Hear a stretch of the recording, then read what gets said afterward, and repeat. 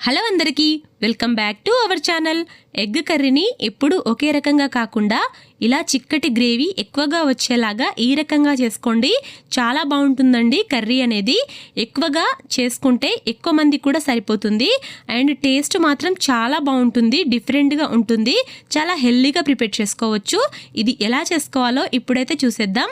First అయితే ఎగ్స్ని ఈ రకంగా బాయిల్ చేసుకోవాలండి. ఉడకబెట్టుకొని పక్కన పెట్టుకోవాలి.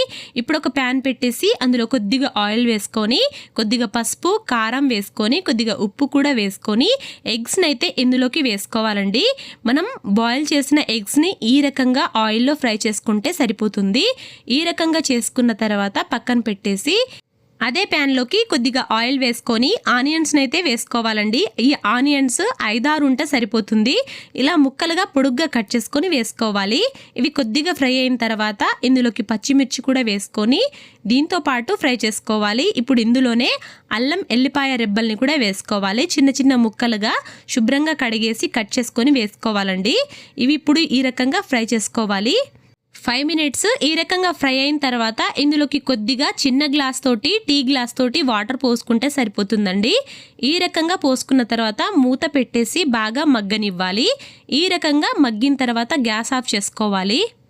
కొత్తిమీర, పుదీనా కొద్దిగా కట్ చేసుకొని ఈ రకంగా శుభ్రంగా కడిగేసి మిక్సీ జార్లోకి వేసుకోవాలి.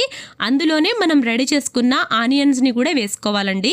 అన్నీ వేసుకొని దీన్నైతే పేస్ట్లా ప్రిపేర్ చేసుకోవాలి. ఇందులోకి కొద్దిగా వాటర్ని అయితే యాడ్ చేసుకొని మిక్సీ జార్లో వేసేసి మిక్సీ పట్టేసి పక్కన పెట్టేసుకోవాలి. ఇప్పుడు ఒక ప్యాన్ పెట్టేసి అందులో సరిపడా ఆయిల్ వేసుకొని కొద్దిగా గరం మసాలా అంటే ఇలాచీ, లవంగాలు వేసుకోవాలి. మనం రెడీ చేసుకున్న పేస్ట్ని అయితే అవి వేడైన తర్వాత వేసుకోవాలండి. ఈ రకంగా వేసుకొని బాగా కలిపేసుకోవాలి. ఇప్పుడు మూత పెట్టిన తర్వాత ఓ 10 మినిట్స్ ఈ రకంగా మగ్గనివ్వాలి. కర్రీ అనేది ఇది అంటుకుపోకుండా బాగా కలిపేసుకోవాలి. ఇప్పుడు ఇందులోకే కొద్దిగా పసుపు, సరిపడినంత కారం వేసుకోవాలండి.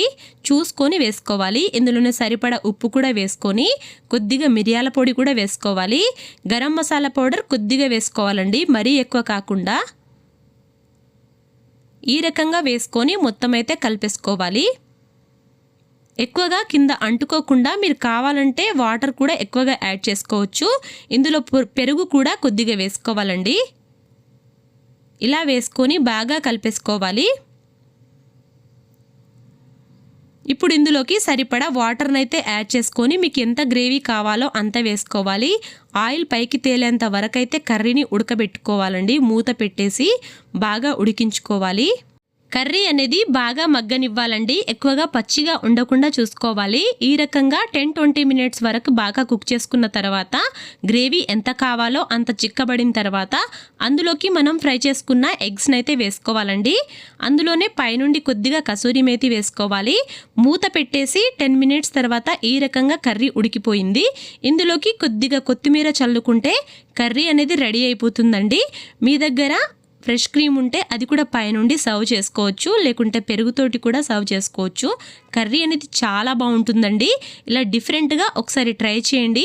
ఒకసారి ఈ రకంగా చేసి పిల్లలకైతే పెడితే చాలా బాగా తింటారండి. ఎగ్స్ అనేవి కూడా చాలా హెల్దీ కాబట్టి ఈ రకంగా కర్రీ అనేది ఒకసారి ప్రిపేర్ చేసుకోండి. నా వీడియో నచ్చితే మాత్రం సబ్స్క్రైబ్ చేయడం మర్చిపోకండి. లైక్ చేయండి, షేర్ చేయండి, కామెంట్ చేయండి. Thanks for watching.